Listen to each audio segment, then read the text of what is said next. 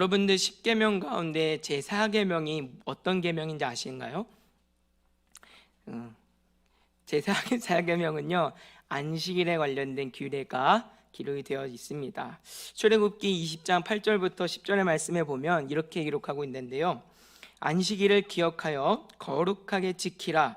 엿새 동안 힘써 내 모든 일을 행할 것이나 일곱째 날은 내 하나님 여호와의 안식일인즉 너나 내 아들이나 내 딸이나 내 남종이나 내 여종이나 내 가축이나 내 문 안에 머무는 객이라도 아무 일도 하지 말라. 아멘. 이렇게 말씀합니다. 자, 여기서 우리가 주의해서 생각해 봐야 될 것이 있죠. 왜 하나님은 우리에게 안식일의 규례를 주셨을까? 여기에는 의미가 있습니다. 하나님께서 안식일을 주실 때 그냥 우리 보고 쉬라고 주신 게 아니라 하나님 안에서 안식을 누림으로 장차 예수 그리스도를 통하여서 우리에게 주실 하나님의 그 영원한 안식, 그 평화가 무엇인지를 우리로 하여금 알게 하시고 맛보게 하기 위한 목적에서 이 안식일의 계명을 주셨어요.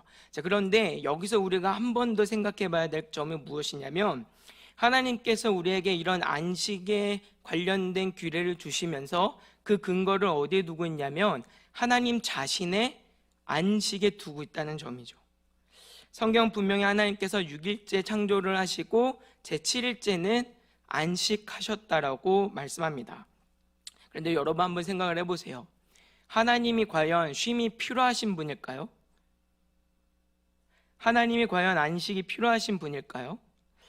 우리는 많은 경우에 이런 부분들을 생각하지 않고 그냥 하나님이 쉬셨으니까 우리도 쉬는가 보다, 이 정도까지는 생각을 합니다. 그런데 하나님이 왜 안식을 말씀하셨을까?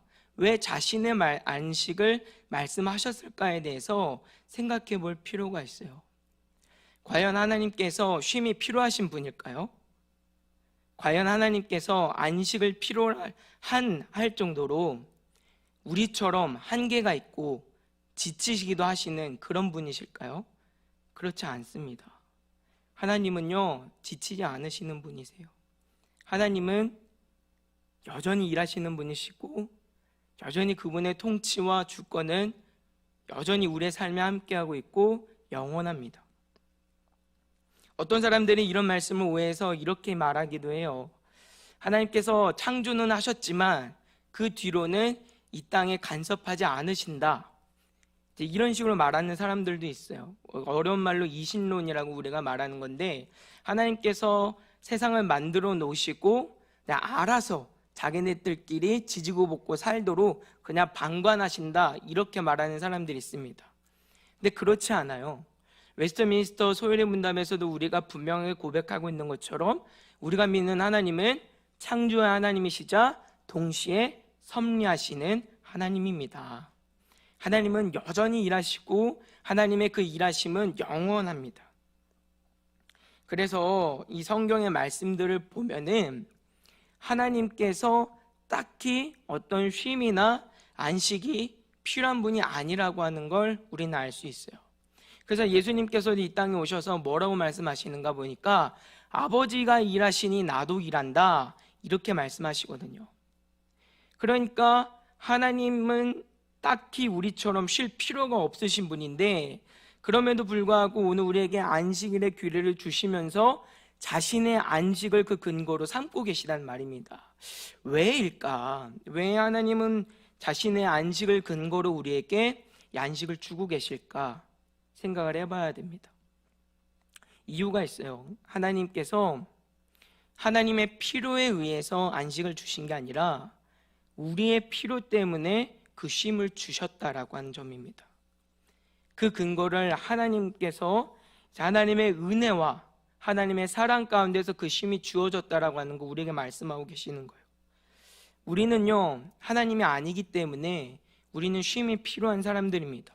영적으로도 쉼이 필요하지만 우리의 육적으로도 쉼이 필요한 게 우리의 삶이에요.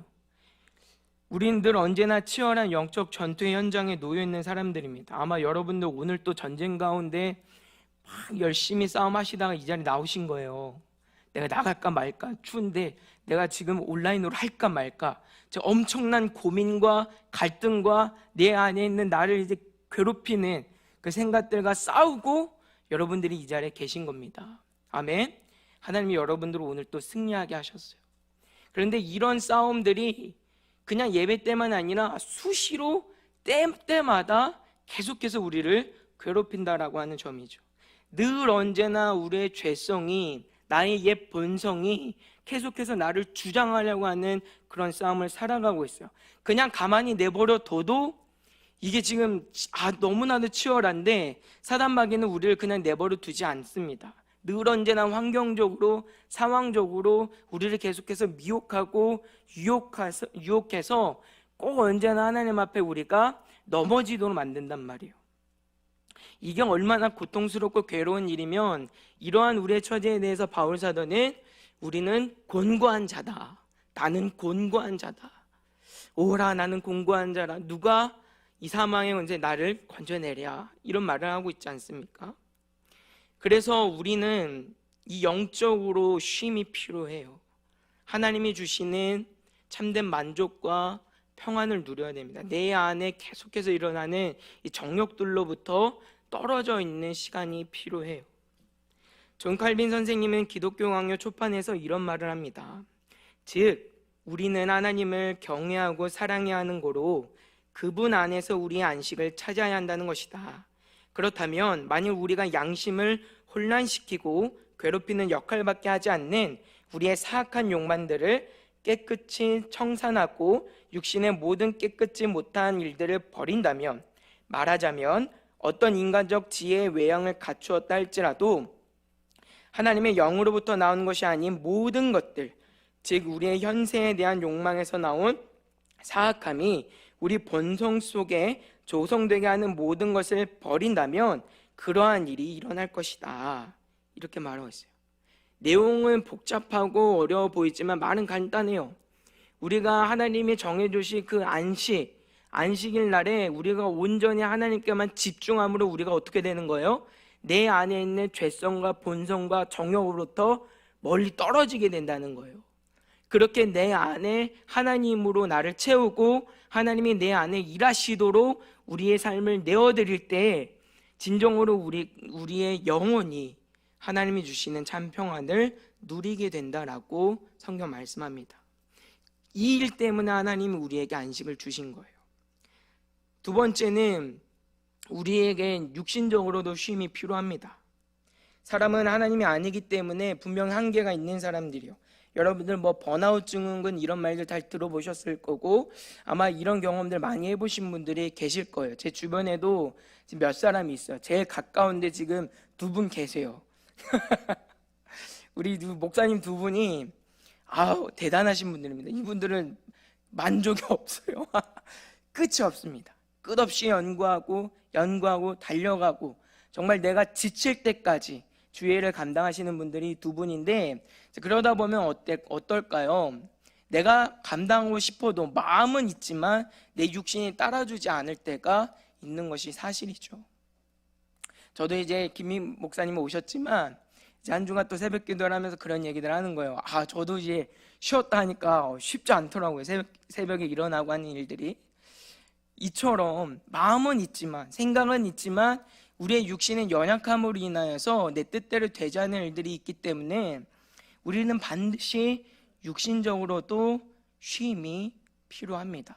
그래서 때때로 지혜롭게 내 몸을 다스리고 쉬는 것도 하나님이 주신 은혜고 지혜예요. 그래서 하나님은 이런 부분들 때문에 우리에게 안식을 주고 계시는 겁니다. 따라서 하나님이 우리에게 허락해 주신 이 안식은 우리를 향한 정말 놀라운 하나님의 사랑이고 은혜가 아닐 수 없는 것이죠. 그런데 여기서 우리가 한 번 더 가만히 생각해 볼 필요가 있어요. 이런 부분들에서 결국 우리는 무엇을 발견해야 되냐면 왜 내가 내 삶에서 치열하게 게으르지 않고 살아가야 하는지를 발견하게 된다는 말입니다. 하나님께서 우리에게 쉼이 필요하다 말씀하세요. 그건 또 다른 의미로 어떤 의미를 가지고 있냐면 그만큼 우리가 우리의 삶에서 치열하게, 성실하게, 부지런하게 주어진 삶의 자리들을 감당해야 한다라고 하는 말입니다. 그래서 하나님이 쉼을 주시는 거예요. 그만큼 우리가 열심히 그만큼 우리가 최선을 다해서 하나님이 우리에게 맡겨주신 그 삶의 지경들을 가꾸는데 전심전력하며 달려가기 때문에, 그리고 그 일들을 감당함에 있어서 우리에게 쉼이 필요하다는 걸 하나님이 알기 때문에 안식을 주셨다라고 하는 점입니다. 그래서 이런 부분들에서 우리는 왜 내가 하나님 앞에 게으른 자가 아니라 부지런한 자로 살아가야 하는지 발견하게 되는 것이죠. 하나님은 누구보다도 성실하고 누구보다도 신실하신 분이십니다. 우리는 그런 하나님의 형상을 따라 지음받은 사람들이에요. 그렇다고 한다면 우리의 삶에 하나님의 형상에 맞는 성실과 또 신실함이 있어야 하는 것이 마땅합니다. 그런데 문제는 뭐예요? 우리가 자꾸 나태해지고 게을러질 때가 있다는 말이죠. 왜 자꾸 우리의 삶이 자꾸 하나님 앞에서 나태해지고 게을러지게 될까? 이유를 생각해 보면 여러 가지 이유가 있겠지만, 저는 오늘 여러분들과 한 가지를 함께 나누기 원하는데, 그 궁극적인 원인은 어디에 있냐면 결국 지나친 자기의 사랑에 있다라고 하는 점입니다. 왜 우리가 하나님 앞에 열심을 내지 못하고 때때로 하나님 앞에서 게을러지고 나태하게 될까? 하나님보다 내가 나를 더 사랑할 때가 많기 때문이에요. 사실 게으른 사람이라고 해서 힘든 일을 피하는 사람, 전혀 하지 않는다, 그런 사람은 없습니다. 아무리 게으른 사람이라도요, 그리고 그 일이 아무리 힘들어도요, 자기가 좋아하는 일을 하게 돼 있어요. 우리 여러분들 중에 우리 자녀들이 지금 학교를 안 가서 속이 터지시는 분들 많이 계시죠. 지금 저도 이제 유선부를 하다 보니까 많이 들려오는 소식들이, 우리 자녀들이 지금 스마트폰을 손에서 안 둔대요. 근데 이것도 우리가 이해는 가는 게, 얘네들은 또 스마트폰이 없으면 지금 할 게 없는 거예요. 그렇다고 얘네가 막 이렇게 공부에 막 도가 터가지고 앉아서 막 6시간씩 7시간씩 못 하잖아요. 우리도 못 했는데, 나도 안 했는데 그걸 강요한다라고 하는 건 그건 너무한 처사잖아요. 그러다 보니까 한편으로 이해가 되지만 그 모습을 바라보는 내 마음은 분통이 터지죠.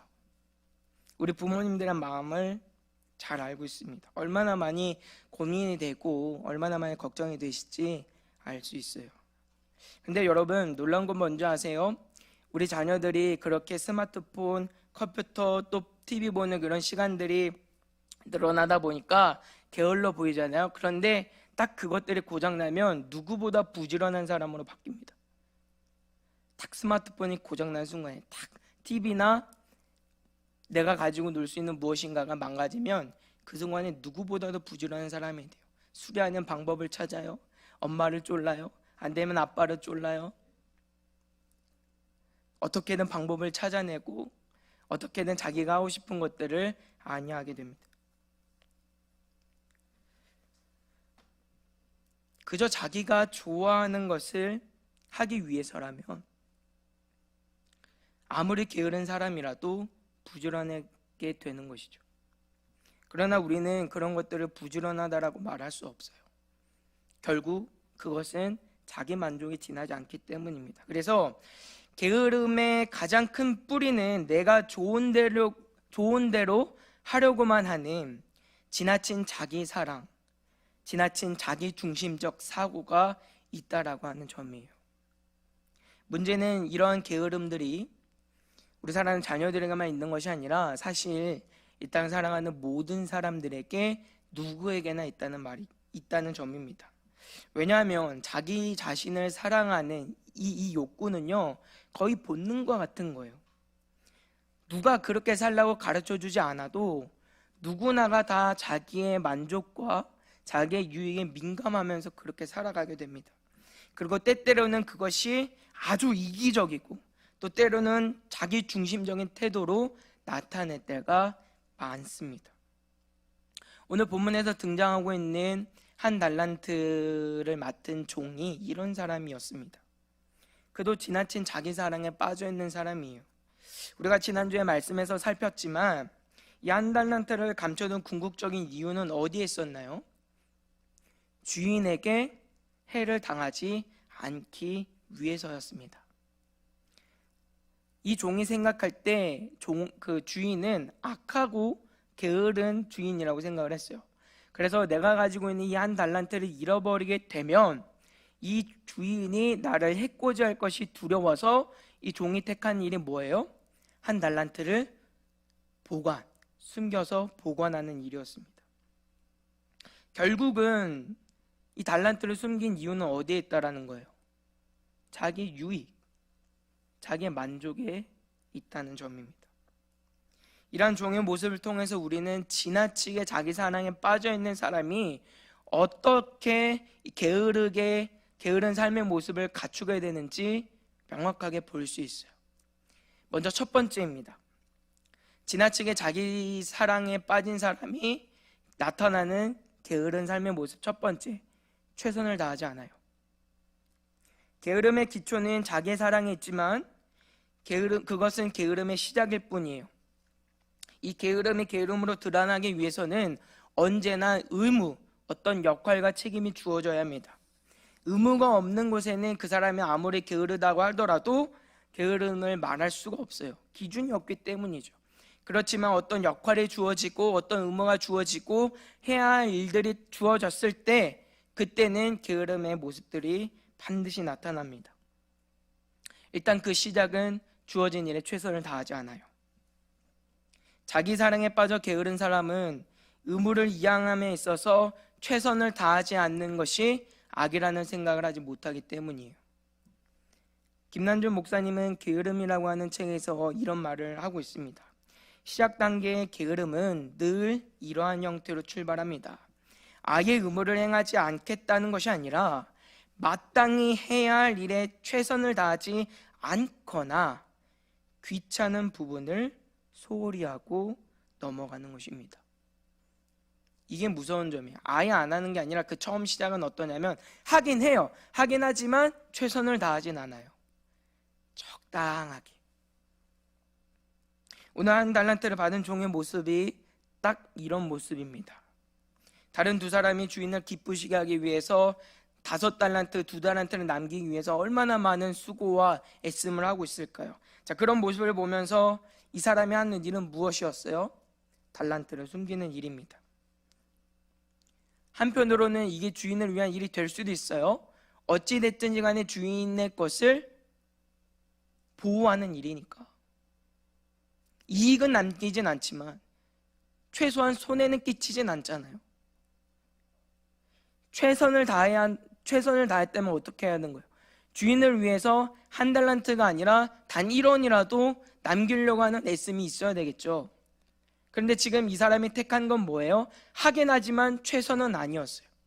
적당히 자기가 할 수 있는 만큼, 그냥 상황을 모면할 수 있을 만큼 딱 그 정도로 수고한 겁니다. 그게 주인의 것을 감춰서 주인에게 해를 끼치지, 손해는 끼치지 않는 일이었어요. 전심전력하지 않습니다. 그냥 할 수 있는 적당한 선에서 그냥 하는 어떤 신용 정도로만 끝나는 모습을 우리에게 보여줍니다. 주어진 의무에 최선을 다하지 않는 것, 이것이 자기 사랑에 빠진 자가 가지게 되는 게으름의 첫 번째 모습입니다. 그 뒤로 어떤 모습이 나타나냐면 두 번째는 그 의무를 이제는 포기합니다. 의무를 포기해요. 게으름의 출발 단계가 의무에 최선을 다하지 않는 일이라고 한다면 그 다음 단계는 이 의무를 포기해요.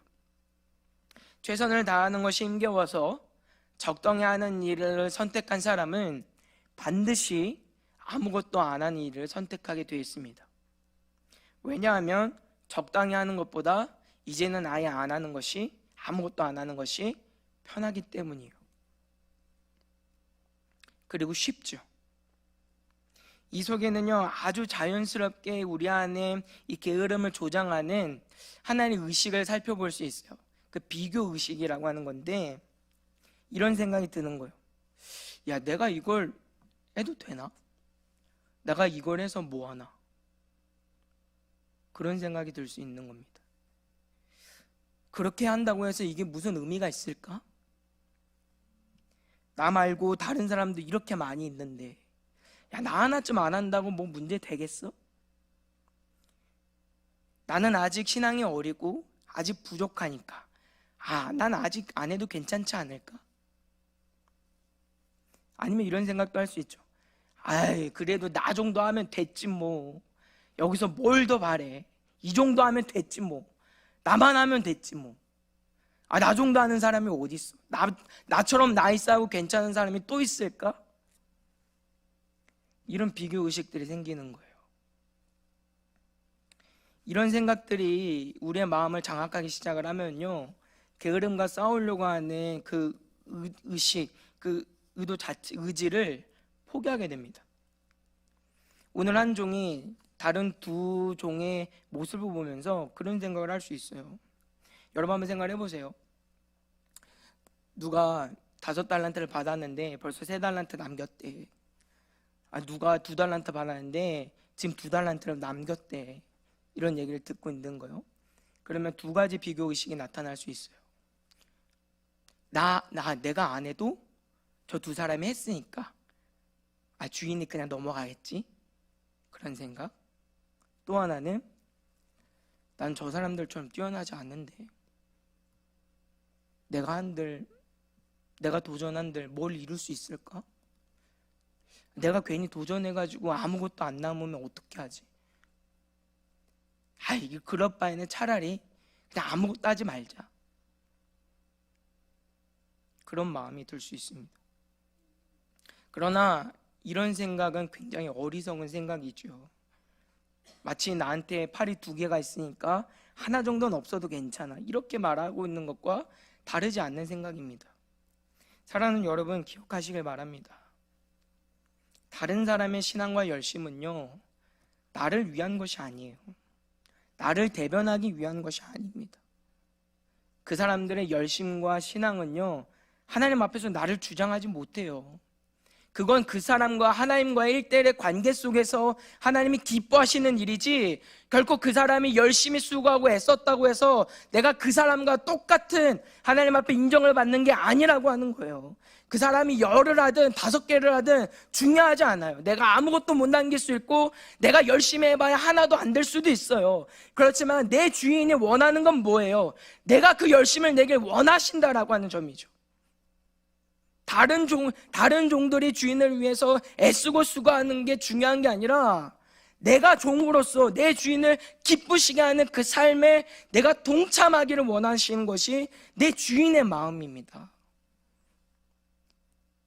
오늘 하나님께서 오늘 여러분들을 이 예배 자리에 부르시고 우리가 함께 영광을 돌리는데, 하나님께서 여러분 각자 한 사람 한 사람들에게 영광을 받으시길 원하시지, 제가 앞에서 열심히 예배하고 제가 앞에서 열심히 설교하고 제가 앞에서 열심히 기도한들 하나님이 그것을 그 사람이 기뻐하실까요?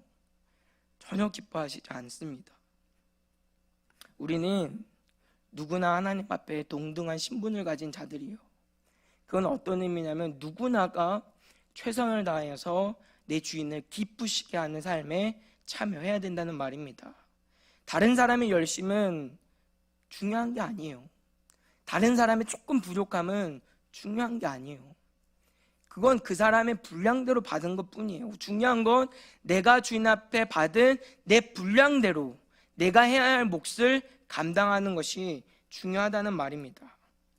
누구나 하나님의 자녀이자 하나님 앞에서 온전하게 되고자 힘쓰는 자들이 저와 여러분들이 다 되어야 합니다.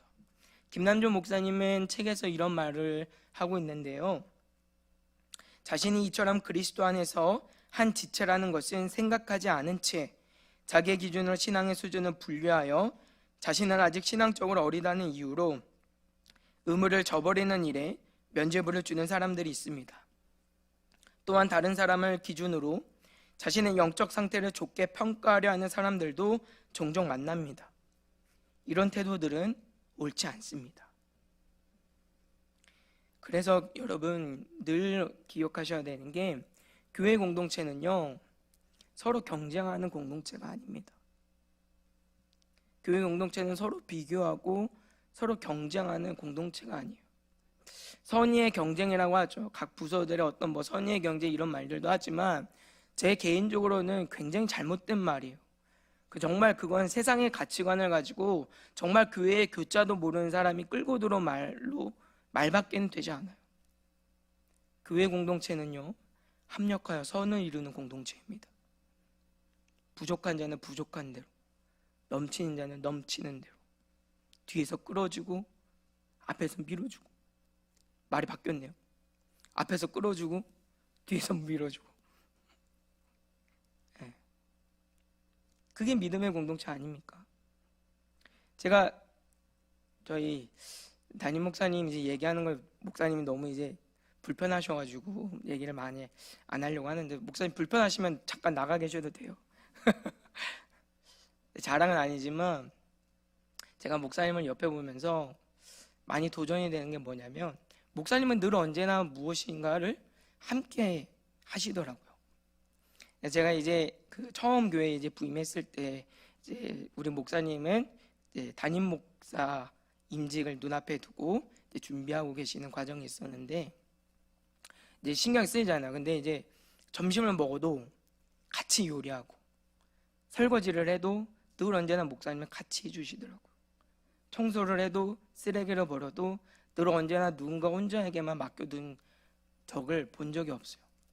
지금도 목사님 5층 화장실 목사님이 주로 많이 청소를 하시는데 늘 언제나 함께 해주세요. 그리고 사역자들, 우리 사랑하는 뭐 전도사님도 계시고 우리 목사님도 계시고 하지만, 담임 목사님을 보면서 많이 느낀 건, 아무래도 이제 사역자들마다 이제 성향들마다 강점이 있고 약점이 있고 하잖아요. 자, 그러다 보면은 아무래도 나도 저렇게 좀 하고 싶은다는 마음들이, 질투하는 마음들이 일어날 수 있죠. 그러면 어때요? 한편으로는 시기도 나고 질투도 할 수 있는 부분들이 있잖아요. 근데 제가 목사님을 보면서 배운 건 그거였어요. 그런 부분들을 보면서 우리가 가져야 되는 마음은 질투하는 마음이 아니라 감사해야 되는 거구나. 그 사람의 강점은 나의 약점을 보완하는 거고, 나의 강점은 오늘 그 사람의 약점을 채우기 위해서 있는 거구나. 그런 부분들을 제가 많이 배우게 됩니다. 교회 공동체는 바로 그런 공동체인 거예요. 그래서 여러분들이 생각하실 때 난 이것밖에 안 되는데, 절대 그렇게 생각하시면 안 돼요. 나만 이 정도 했으면 됐지, 절대 그렇게 생각하시면 안 됩니다. 서로 겸손하게 서로를 섬기면서 하나의 공동체를 이뤄가는 우리의 믿음이 되어야 한다는 말입니다. 그래서 이렇게 자기 비교 의식을 자꾸 빠지는 이런 문제들을 우리가 좀 경계해야 될 필요가 있어요. 비교하는 게 아니라 오히려 그런 것들은 하나님이 우리를 정말 부유하게 하시는 감사의 제목으로 함께 고백할 수 있는 저희 여러분들 되시기를 주님의 이름으로 부탁을 드립니다. 그래서 이 비교 의식에 빠지지 않아야 우리가 교회에서 주어진 사역들을 감당할 때 기쁨이 있고 감사로 하는 거지, 이게 없으면 해도 고통이고 안 해도 고통인 거거든요. 그래서 이런 부분들을 우리가 경계할 필요가 있습니다. 아무튼 이렇게 이 비교의식에 사로잡힌 사람은요, 결국은 자기의 이 의무들을 결국은 이제 포기하게 되는 거예요. 오늘 한 달란트를 받은 종이 그런 자리에 있게 되었죠. 그 마음이 어떤 마음인지 잘 알 수 없어요. 내가 해서 뭐 할까 일 수도 있고, 이 정도 저 사람 다 하면 됐어, 이 정도 하면 됐지, 이런 마음일 수도 있지만, 어쨌든 이 사람은 그 한 달란트를 가지고 주인의 기쁨이 되기 위한 이 의무를 결국은 포기해 버립니다. 이게 자기 사랑에 빠져서 갖게 되는 게으름의 두 번째 모습이에요. 결국 이런 단계가 심화가 되면 어떤 결과를 맞이하게 되냐면, 결국은 우리 정욕들을 살게 되어 있습니다. 그 끝은 우리의 정욕이에요. 게으름의 세 번째 단계는 정욕에 완전히 사로잡힌 존재가 된다는 점입니다. 그래서 내가 구원받은 사람이고 내가 예수를 믿는다라고 얘기는 하지만, 그러나 그 삶의 모습이 구원받지 못한 사람들, 하나님을 알지 못한 사람들과 다를 바 없는 삶의 모습을 그대로 가져가게 돼요. 여전히 바뀌지 않는 가치관, 여전히 세상이 추구하는 그 삶의 라이프 스타일을 그대로 쫓아서 살아가는 삶의 모습을 갖게 됩니다. 이게 큰 비참이에요. 신앙이 없는 게 아니라 내가 하나님을 믿는다고 하면서도 우리의 삶과 신앙은 결국은 분리가 된다, 그 말이에요. 이게 우리가 빨리 게으름을 해결해야 되는 아주 중요한 이유입니다. 그래서 이 게으름이 우리를 데려가고 싶은 종착지는 결국 어디냐면 우리가 주의 백성으로 합당하게 살아가지 못하도록 하는 것. 하나님의 은혜를 받았음에도 불구하고 하나님의 은혜에 합당하게 살아가지 못하도록 하는 것. 성령님께서 성령을 근심하게 하지 말라 말씀하셨는데 성령을 근심하는 자들로, 성령을 소멸하는 자들로 이 땅을 살아가는 그 삶의 자리로 나아가는 게 게으름이 우리에게 주는 미혹이고 어려움이라고 하는 점입니다. 그래서 30절의 말씀에 보면 이렇게 기록을 하고 있죠. 이 무익한 종을 바깥 어두운 데로 내쫓으라. 거기서 슬피 울며 이를 갈리라. 아멘. 한 종이 결국은 내쫓김을 당합니다. 근데 여러분 이 말씀을 보실 때 조심해서 생각을 하셔야 되는 게, 어떤 사람들은 우리가 믿음에서 이탈되면 이거 구원 취소다, 이런 식으로 얘기하는 사람들이 있지만 오늘 본문은 전혀 그런 의도가 아닙니다. 오늘 본문은 우리에게 주신 구원의 은혜가 취소가 된다, 이런 의미가 아니에요. 하나님이 우리에게 주신 구원은 취소되지 않습니다. 아멘. 우리가 받은 구원은 전적으로 하나님의 은혜로 받은 거예요. 우리의 어떤 자격, 능력 그런 것과 상관없이 하나님이 우리를 택하시고 하나님의 사랑으로 말미암아 우리가 구원받은 자들이기 때문에 우리의 삶에 여전히 반복되는 문제와 아픔과 어려움이 있다고 한들 하나님이 한번 정하신 구원은 결코 취소될 수 없습니다. 그럼 이 말씀은 뭐냐? 그건 예수님께서 이 비유를 어떤 맥락에서 지금 하고 계시는지를 생각을 해봐야 돼요. 오늘 말씀은 예수님께서 그냥 비유를 하신 게 아니라 하나님 나라가 무엇인지에 대해서 비유하시면서 가르치시면서 하신 비유예요. 그러니까 이 말씀은 어떤 의미로 해석이 돼야 되냐면, 한 종이 내쫓김 받았다라고 하는 건 어떤 의미냐면 그 사람은 하나님 나라에 합당한 모습으로 살아가지 못했다라고 하는 거 우리에게 가르쳐주고 있는 겁니다. 그러니까 이런 게으른 자들, 내가 신앙이 있다라고 하면서 내가 하나님 믿는다고 하면서 오늘 한 달란트를 가진 이 종과 같은 신앙의 모습을 가지고 있으면 그건 결코 하나님이 기뻐하실 만한 신앙과 삶의 모습은 아니라고 보여주는 게 바로 이 말씀이에요. 그래서 이 말씀을 듣는 우리는 어떻게 해야 합니까? 게으르지 않도록 싸워야 되겠죠. 하나님의 뜻과 하나님의 계획에 합한 자로 살아갈 수 있도록 우리는 힘써야 합니다. 우리는 예수를 믿는 것으로 만족하는 사람들이 되어서는 안 돼요. 우리는 예수님을 위해서 사는 사람들이 되어야 합니다. 우리 믿음과 신앙은 계속해서 자라가야 합니다. 우리의 믿음과 신앙은 계속해서 성숙해 가야 합니다. 그리스도의 장성한 분량을까지 우리의 믿음과 신앙과 삶의 수준은 계속해서 자라가야 하는 거예요. 물론 처음부터 잘하는 사람 없습니다. 어려워요. 하지만 하나님이 하십니다. 내가 하는 게 아니라 하나님이 하시기 때문에 우리는 이 일들을 감당해야만 합니다. 에베소서 3장 17절과 19절까지의 말씀에 보면 바울 사도는 이렇게 말합니다.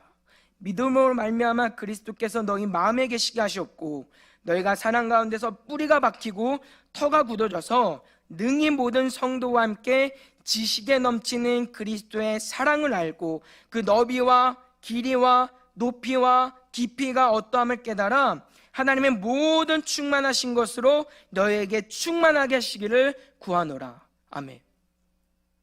예수님의 사랑, 그 너비와 길이와 깊이와 그 어떠함을 우리가 알아야 한다는 말이에요. 매일매일 삶에서 그것을 깨닫고 발견하고 성숙해가는 우리의 믿음과 신앙이 되어야 한다는 말입니다. 그래서 이 일을 위해서 우리는요, 하나님을 아는 일에 힘쓰는 자들이 되어야 합니다. 이 말은 그냥 지식적으로만 하나님을 알라는 하는 말이 아닙니다.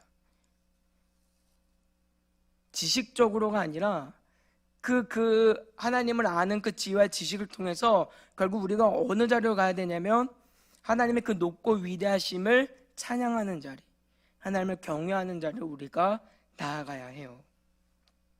사람은 누구나 자기 자신을 사랑합니다. 하지만 사람 스스로 자신의 힘으로만은 온전히 자신을 사랑할 수 없어요. 왜냐하면 자기 자신을 향한 온전한 사랑은 하나님 앞에서 발견이 될 때야 비로소 할 수 있는 것이기 때문입니다.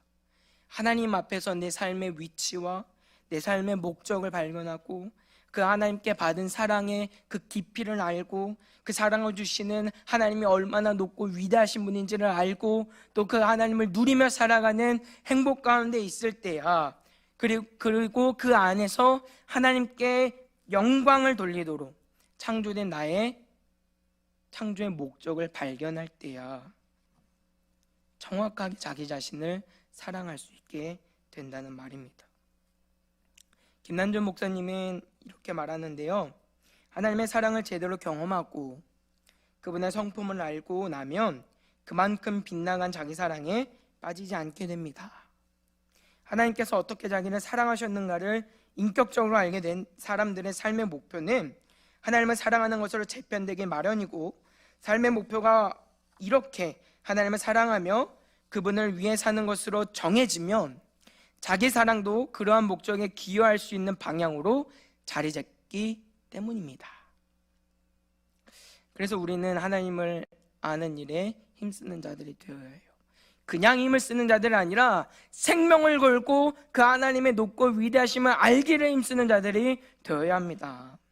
하나님이 얼마나 크고 높으신 분인지 알 때야 비로소 그 주인의 기쁨에 참여하는 일이 얼마나 값지고 보람된 일인지 그때 알기 때문이에요. 그분을 위해서 오늘 내가 땀 흘리고 애쓰고 수고하고 그분 때문에 내가 죽음의 고통을 당하고 내가 사망의 짐을 간다고 할지라도 그것이 값지고 보람된 일로 다가오기 때문입니다. 그래서 하나님의 높고 위대하심을 우리는 먼저 알아야 돼요. 만약 우리가 하나님을 알지 못한 채로 하나님을 그저 예배한다고 한다면 그 예배와 기도 생활은 기계적이고 반복적인 어떤 그런 일들이 될 수밖에 없어요.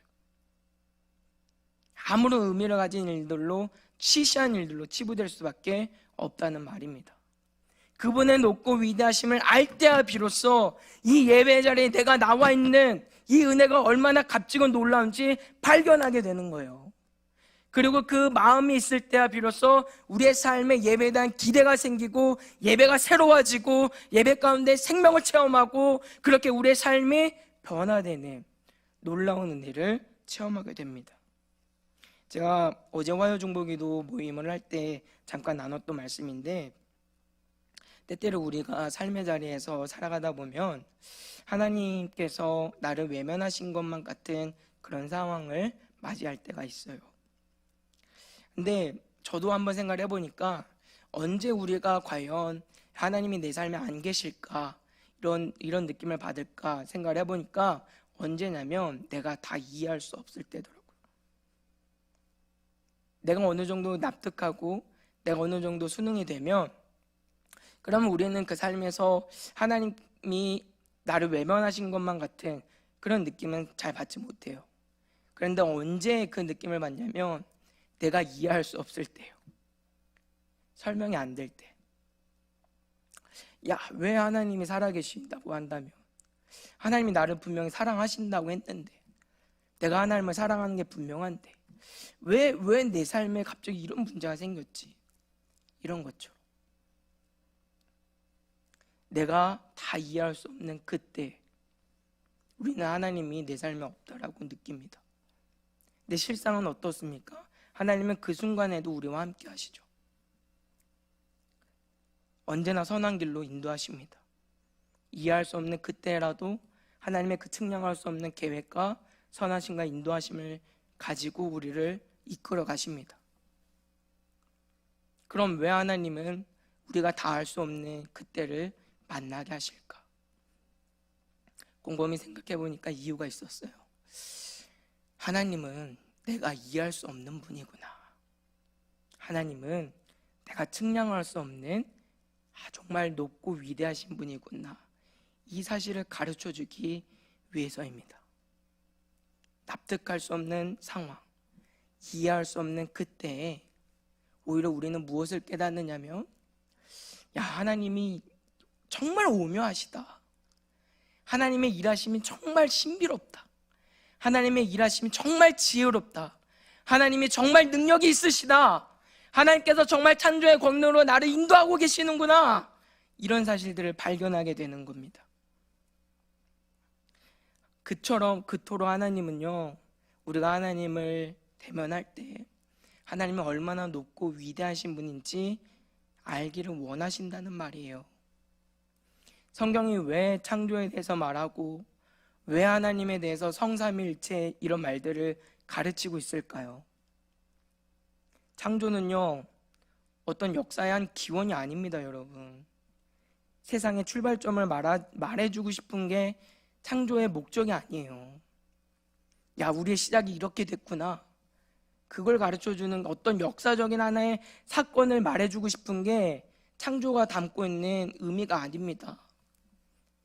그 하나님의 높고 오묘하심, 그 하나님의 창조를 보면서 야, 우리 하나님은 얼마나 위대하시고 아름다우시고 지혜가 있는지 발견을 해야 된단 말이에요. 왜 우리 말로 다 설명도 안 되고 이해가 안 되는 그 성삼위일체 하나님을 하나님께서는 우리에게 가르쳐 주셨을까요? 다 이유가 있는 거예요. 우리는 왜 이걸 내가 외워야 되지? 왜 내가 이거 배워야 되지? 하잖아요. 이유가 있어요. 내가 믿는 하나님, 내가 오늘 나의 예배의 대상이 되시고 오늘 내가 기도하는 그 하나님, 오늘 내 삶을 책임지시고 주관하시는 그 하나님이 얼마나 측량할 수 없이 높고 위대하신 분인지 알라고 하는 말이에요. 그분의 그 높고 위대하심을 우리가 온전히 발견할 때야 비로소 우리 안에 있는 지나친 자기사랑에서 우리는 벗어날 수 있습니다. 그때야말로 비로소 다시 우리의 삶을 주님을 위해 헌신하는, 내 삶을 헌신하는 자리로 갈 수 있게 된다는 말이에요. 그래서 여러분, 하나님을 아는 일에 생명을 거셔야 합니다. 그래서 금요기도회 때도 우리가 매일 기도하는 게 뭐예요? 목사님을 위해서 기도하고 목사님이 선포된 말씀을 위해 기도하잖아요. 왜 우리가 그 일들을 생명을 걸고 기도해야 돼요? 그 말씀 가운데서 하나님이 어떠한 분인지 온전히 우리에게 선포되고 알려져야 우리의 영역이 살아나요. 우리의 영역에 새 힘을 얻는단 말이에요. 그래야 우리의 삶이 하나님 앞에서 헌신된 자로 살아가지. 그게 안 되면 우리는 오늘 한 달란트 받은 종과 같이 방황하고 헤매이고 우리의 삶을 낭비하고 허비하는 그런 자리로 갈 수밖에 없기 때문입니다. 오늘 한 종이 그 삶을 주인을 위해 헌신하지 못한 이유가 실상은 여기에 있었죠. 주인에 대해서 알지 못했어요. 종은 주인이 굳은 사람이라고 이야기합니다. 강팍하고 난폭한 사람이라고 생각했어요. 종은 주인의 선하심을 봐야 했습니다. 금 5달란트, 2달란트, 1달란트를 동들에게 넉넉히 줄 수 있는, 믿고 맡길 수 있는 그 주인의 선하심을 알아야 했어요. 달란트를 줄 때 너무 과하게도 주지 않고 너무 줄이게도 주지 않는 그 주인의 탁월한 능력에 이 종이 알았어야 합니다. 알지 못했어요. 그렇게 주인에 대해서 알지 못한 종은 지나친 자기 사랑에 빠져서 비참하고 끔찍한 이 게으름 속에서 결국 주인의 책망을 당하는 삶의 자리로 나아가게 되는 것을 성경 우리에게 말씀합니다. 사랑하는 여러분, 오늘 저와 여러분들이 다시 한번 우리 주님을 크게 바라볼 수 있는 믿음이 회복될 수 있기를 주님의 이름으로 부탁을 드립니다. 오늘 우리가 이 코로나의 문제들 속에서 정말 수많은 염려와 걱정들 속에서 살아가다 보니까 우리 하나님이 얼마나 위대하신 분인가에 대해서 잠시 놓친 것 같아요. 코로나가 아니라 코로나 하라비가 와도 하나님한테는 상대가 안 되는데 우리가 너무 위축돼 있어요. 우리가 너무 많은 염려와 걱정들을 가지고 살아가고 있어요. 우리가 하나님을 너무 지금 우습게 생각하고 있어요. 하나님을 크게 다시 바라보는 믿음을 회복할 수 있는 저 여러분들 되시기를 주님의 이름으로 부탁을 드립니다. 그래서 혹시 우리 안에 있는 게으름이 있다고 한다면 오늘 하나님 앞에 은혜를 구하고 다 벗어낼 수 있기를 원합니다. 하나님 앞에서 내가 적당히 내 삶을 최선을 다하지 못하고 혹시 적당히 하고 있지는 않았는지, 남들과 비교의식 속에서 야, 나 하나 정도는 안 해도 되겠지, 나만큼 하면 됐지, 혹시 이런 교만의 마음은 없었는지 우리의 마음을 점검하여서 다시 우리의 중심을 겸비하고 다시 우리의 삶을 주님 앞에 헌신할 수 있는, 그래서 우리 모두 하나님의 기쁨이 되는 사랑하는 저와 여러분들 되시기를 주님의 이름으로 부탁을 드립니다.